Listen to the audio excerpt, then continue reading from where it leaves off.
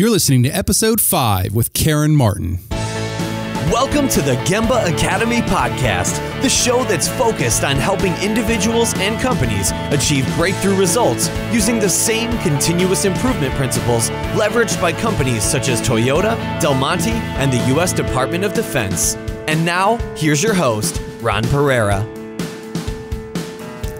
Hey there, welcome to another edition of the Gemba Academy podcast. Thank you so much for listening. And before we get started, I wanted to give a shout out to one of our listeners who recently sent in an email.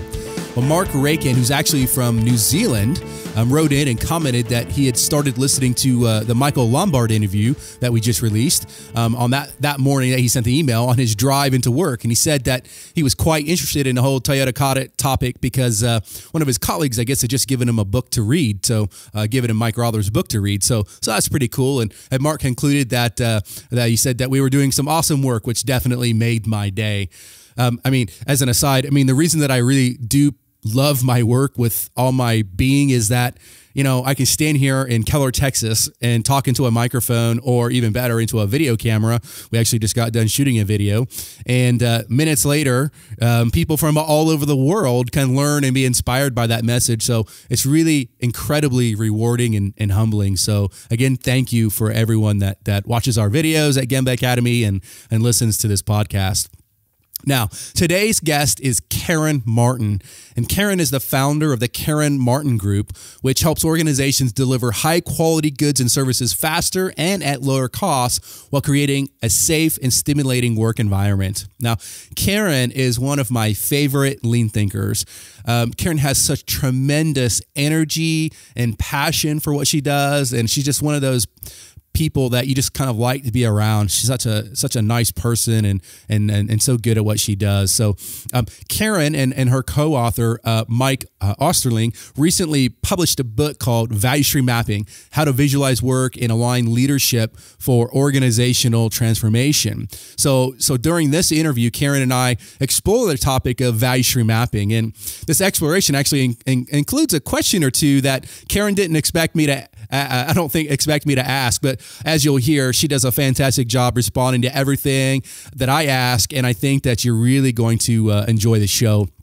Now, links to Karen's websites and to her books, to this book, but she's also written some other ones, can be found in the show notes, which you'll find at gembapodcast.com/05. That's 05. Well, thanks again for listening, and on to the show. All right, Karen. Well, thank you so much for taking the time to visit with us today.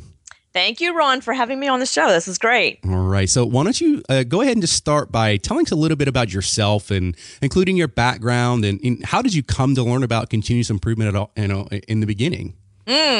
Wow, that was a long time ago. I was actually running operations, building a couple startups, and then managing very rapidly growing operations. And we just couldn't keep up with everything. There were, just changing dynamics all the time, new customers all the time. And I started exploring all of my options out there as then a director, and ran into Deming and was immediately addicted to his message and his philosophy. And then I eventually moved completely into the whole quality and process analysis arena. And then when I left my last corporate job all the way back in 93 to start my consulting firm, that's what I decided I would specialize in, because I thought we did a pretty darn good job of getting our operations very well wired in 3 consecutive companies. And I wanted to help others do the same thing. Now, tell us a little bit about your consulting company. Yeah, so we started in 93, and we work with organizations at any stage of what I call the transformation journey. Sometimes clients come to us because they've got a burning issue, or they're bleeding at the jugular, as I call it. Mm-hmm. Sometimes it's someone who just, new leaders have come in and they really want to build a new culture, and they want it to be a continuous improvement culture. And then sometimes it's even when there's a large improvement staff already in place that are dedicated resources, and they just need to develop new skill sets or deeper skill sets. So it's really the full gamut. We rarely do traditional consulting. It's almost all getting improvement and getting results through developing people and through a fair, heavy dose of teaching and developing people. Right. And we'll link to Karen's websites and all that kind of stuff at the show notes, which everybody can find at gembapodcast.com/05. Again, that's gembapodcast.com/05. Well, Karen, before we get into the teeth of the interview, we'd like to ask our guests to share a continuous improvement or leadership quotation that inspires them. So what quotation inspires you, Karen? Well, there's one that I can't actually remember the exact words Deming used, but there's one that I paraphrase a lot where when someone says to me, well, we don't have time for improvement, which is so common that you hear that. And then I always kind of very quickly say back to them, yeah, but isn't it interesting how you always have time to do things inefficiently and you always have time to correct recurring problems and you always find time to waste time. Yeah. You know?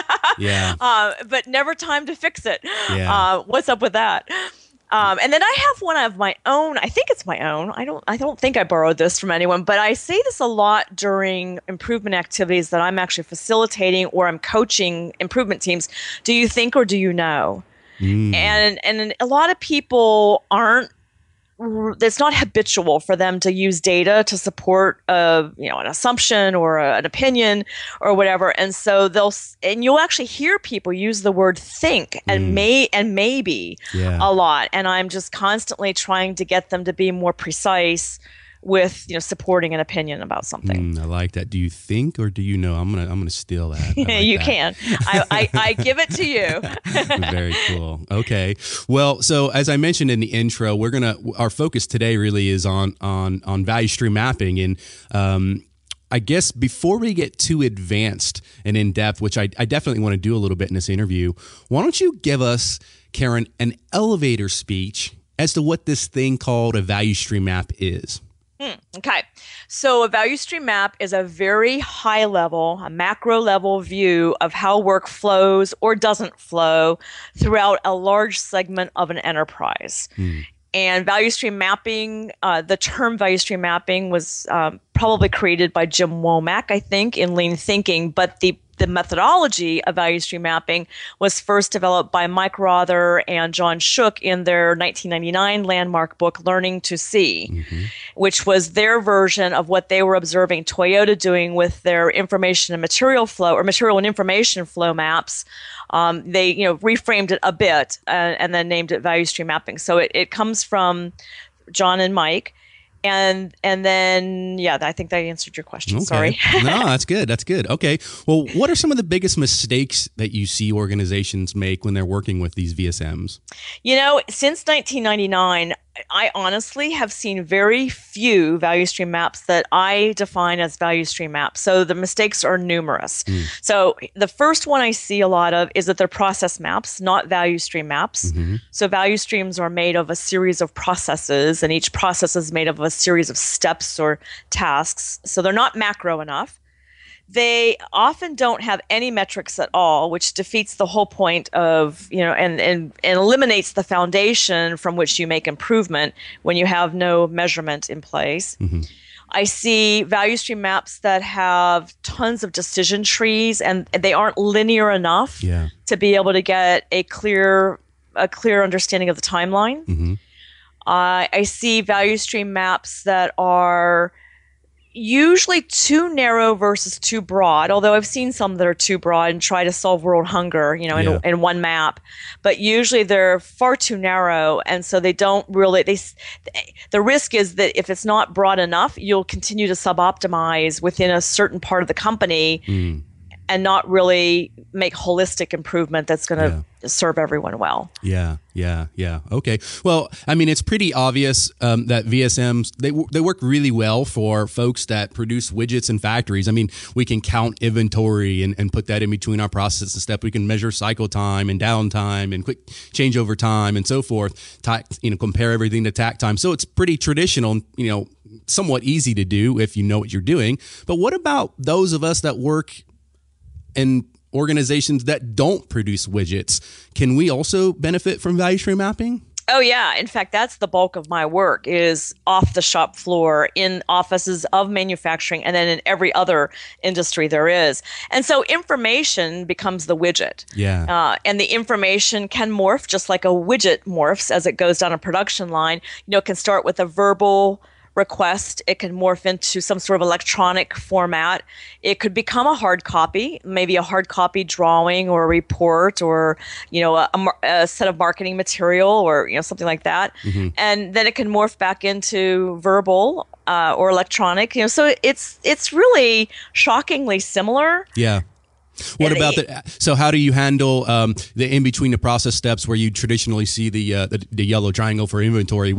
Is this queue time or waiting time, or what's your approach there? Yeah, so I'm going to get a little technical here. So what we feel strongly about in the information world is that you follow one thing going through the entire value stream. And that thing again morphs, but it's one incident or one request going through to delivery. Yeah. And so when you get in between process blocks, you can have work queuing, and we show that as WIP, work in process. Mm-hmm. But we don't apply lead time quite the same way you do in manufacturing because there's many reasons. But one of the biggest reasons is you don't have how do I say this? There's such high variation in the office because people are wearing so many hats and they're juggling so many different projects that something could wait virtually no time one day, and it could wait for a week or two or three another time, just based on the high variation and the way work is, frankly, not well designed in most office environments. Right. So it's handled differently because you're following one thing. So lead time is just the time it takes for that one thing to get through each process block. Yeah. Yeah. Very good. Okay. So my next question is kind of the tough question of the interview. Okay. So I'm ready. So as you may know, and I don't know if I'm sure you've probably seen it. There are actually some critics out there that claim things such as value stream maps, not just value stream maps, but things such as value stream maps actually slow down the improvement cycle. And I'm just curious if you've heard that, and if you have, what are your thoughts on someone that would say that doing this whole value stream mapping thing, it just makes us go too slow. Lean Kaizen needs to be fast. What are your thoughts on that? Who are these people?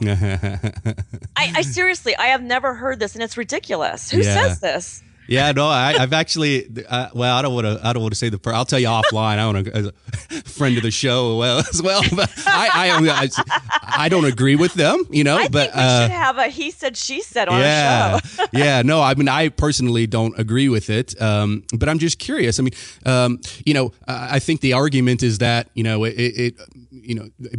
tools such as value stream mapping can create bureaucracy, right? And if not handled correctly, which to be honest, I've seen that. People get a little carried away with, you can, before improvements could be made, you got to have 10 meetings on your, your action plan and so forth. No. Here's how we approach it. Now, there's no slowness in what we do. It's pretty aggressive, actually. So I prefer a 3-day sequestered activity. I don't always get it, but that is for sure the most effective way we've found so far to do value stream mapping. It's a team that's sequestered for 3 days. Yeah. There are 3 deliverables, not 2. There are 3 deliverables. Okay. So a current state map, a future state map, and most importantly, a transformation plan. Sure. The transformation plan is an Excel document, what we use, with line items of all the improvements that need to be put in place in order to realize that future state and have it become the current state. Yeah. At the end of that 3rd day, that plan is complete. It has owners, dates, deliverables, measurable, how do we define success? What are the target conditions we're going for? Yeah. And that plan you start executing that plan literally the next day. Yeah. And there's a whole thing about how that plan is executed, which we go into great length in the book Value Stream Mapping, which we just released, which I don't think we mentioned at the beginning that it's a book that just came out. Yeah, I've mentioned it in the intro. You didn't actually hear that. So I'm sorry. Yeah, no worries. No, and we'll link to it as well in the show notes too. Yeah, so one of the other criticisms, what I thought you were going to say, is that there are critics that say that once you get a transformation plan in place, that people think it's set in stone, and then they don't really actively use PDCA or PDSA to continue to make iterative improvements to the improvement plan. Yeah.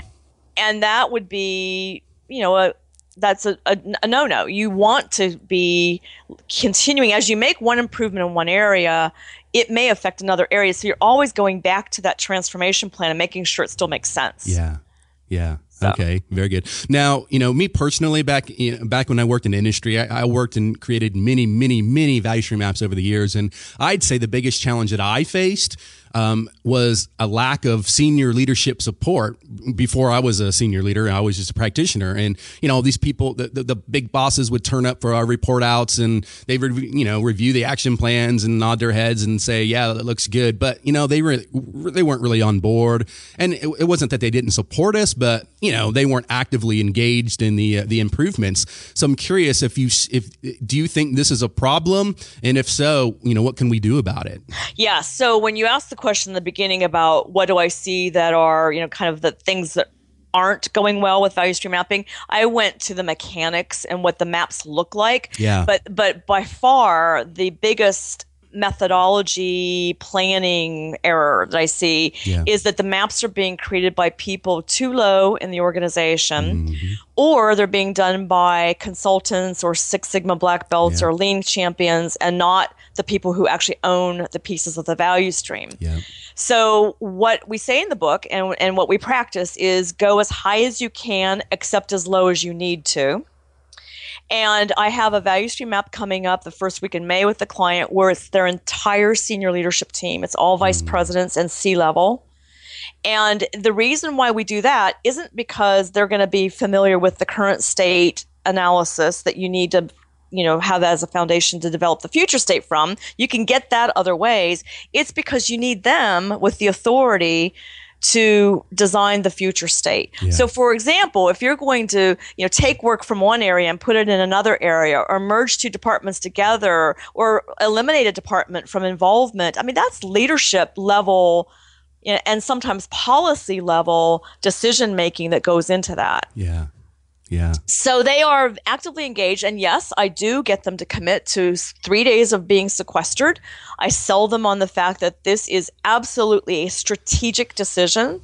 And, we're talking about getting lead time from, in one case recently, 17 months down to 7.5 months, and freeing the equivalent of 23 people's worth of time in the value stream so that they can work on all this other business that's coming in the door. It's almost like, how can you not do this? Right.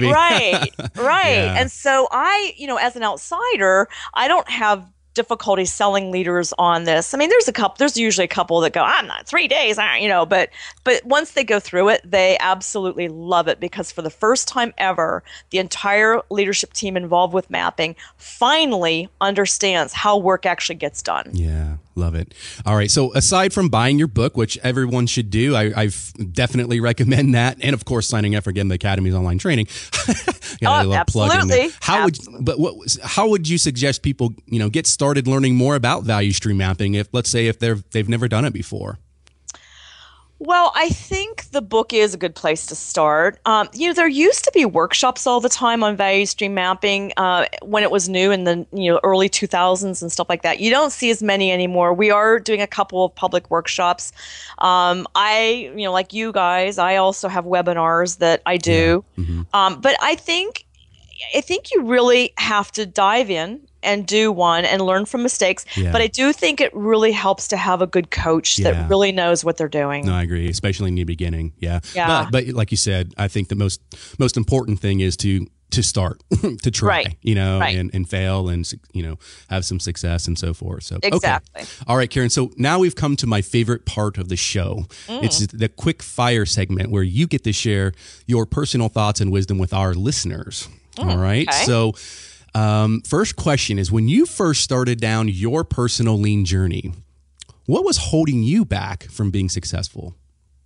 There were a couple things, but I think the biggest of all of them were, and as a consultant, I'm speaking, I really wanted my clients to go faster than they were capable of going. Or that they wanted to go. Yeah. And I have finally relaxed into that. And I say, move the needle wherever it is, move it, at their pace, push for sure. I definitely push, but I really let the client take the lead on the pacing. Yeah. Okay. And it still frustrates me a little bit because people can get so much better and faster, but it's not my call. Yeah. Well, any progress is better than no progress, I guess, right? Exactly. So, all right. So what's the best advice you've ever received? Probably just, the opposite of what I just, or in conjunction with what I just said, probably that was the key advice from a couple of people is just, Karen, you're not the CEO of that company and you're not the leaders in that company, and you have to allow organizations to move at their own pace. Yeah. And really, it was very, very good advice. And I think I've been pretty much where I'm at now for about 3 years of my 21 years in business. And it's good. Yeah. It's good for everyone. Yeah. Okay. Well, go ahead. Can you share one of your personal productivity habits that others might benefit from? Well, I'm a big fan of the zero inbox rule. So every day I zero out my inbox several times. And I don't know if you want me to go into details about how I do that. No, that's maybe another podcast, actually, because that would be great to explore. Yeah, I have on my team Tiffany Mock Holton is on my team, and she is a master at helping people break their habits and get to zero inbox, and she's just fantastic. So she helped me. Second thing I do is I use Google Drive now for all of my standard work for the organization, so everyone has access to it, and we update it real time all the time. So it's truly continuously improved. But in that, I also have a to-do list that now that I went to Google Drive, it's on all my devices, and I'm actively working that to-do list every day, all day long. And that has made a world of difference. Yeah, we also use Google Drive, and I love it. So, all right, can you recommend, now we've already recommended your book, so that one doesn't count, but can you recommend just a really awesome continuous improvement book, or maybe it's on leadership or something that you read and that you think everyone else should read? Oh, I have 10. Yeah.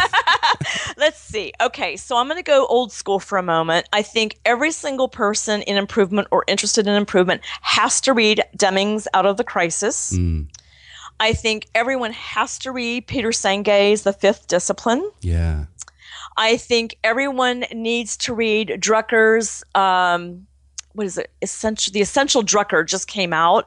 That's the Drucker-isms. I think it's fantastic. Now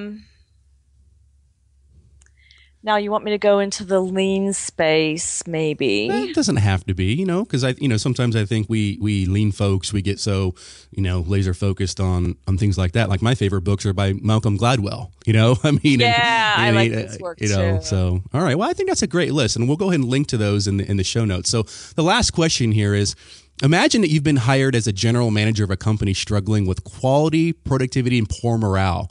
And you were recently hired because of your past success. And the good news is the CEO that's hired you is giving you complete operational control. What would you do on your first day?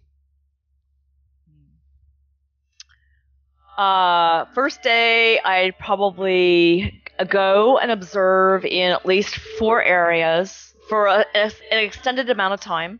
So I'd have to figure out where the problem areas were and pick those.